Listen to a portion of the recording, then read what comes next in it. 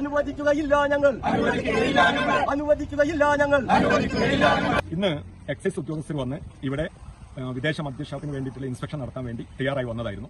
ഈ പെരുമ്പടത്ത് കാഞ്ഞിരമ ഏരിയയിലുള്ള ആളുകൾ സംഘടിക്കുകയും ഇന്ന് ഇവിടെ ഇൻസ്പെക്ഷൻ അനുവദിക്കില്ല, ഞങ്ങൾക്ക് ഇതുമായി ബന്ധപ്പെട്ട് സർക്കാരിലും മറ്റ് ഡിപ്പാർട്ട്മെന്റിലൊക്കെ തന്നെ സമ്മർദ്ദം ചെലുത്താനോ അവർക്ക് പരാതി കൊടുക്കാനോ ഒക്കെ ഉള്ള സാഹചര്യങ്ങളും സാവകാശവും കിട്ടണമെന്നും ആവശ്യപ്പെട്ട് ഞങ്ങൾ അവരെ ഇൻസ്പെക്ഷൻ തടയായിരുന്നു. ഇവിടെ ഞങ്ങൾ രൂപീകരിച്ച ജനകീയ ആക്ഷൻ കമ്മിറ്റിയുടെ നേതൃത്വത്തിലാണ് ഈ തടയൽ നടത്തിയത്.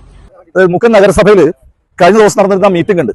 ആ കൗൺസിൽ യോഗത്തിൽ ഭരണപക്ഷത്ത് തന്നെയുള്ള 2 മെമ്പർമാർ കൃത്യമായിട്ട് പ്രമേയം കൊണ്ടുവരികയും ശക്തമായ തോതിൽ നല്ല ഭൂരിപക്ഷത്തോടെ ആ പ്രമേയം പാസ്സാകുന്ന അവസ്ഥ ഉണ്ടാവുകയും ചെയ്തിട്ടുണ്ട്. ആ സമയത്ത് ചെയർമാൻ തന്റെ അധികാരം ഉപയോഗിച്ചുകൊണ്ട് തൽക്കാലം ഈ പ്രമേയം മാറ്റിവെക്കണമെന്ന് അഭ്യർത്ഥിക്കുകയുണ്ടായത്. തൽക്കാലം ആ പ്രമേയം മാറ്റിവെച്ചിട്ടുണ്ട്.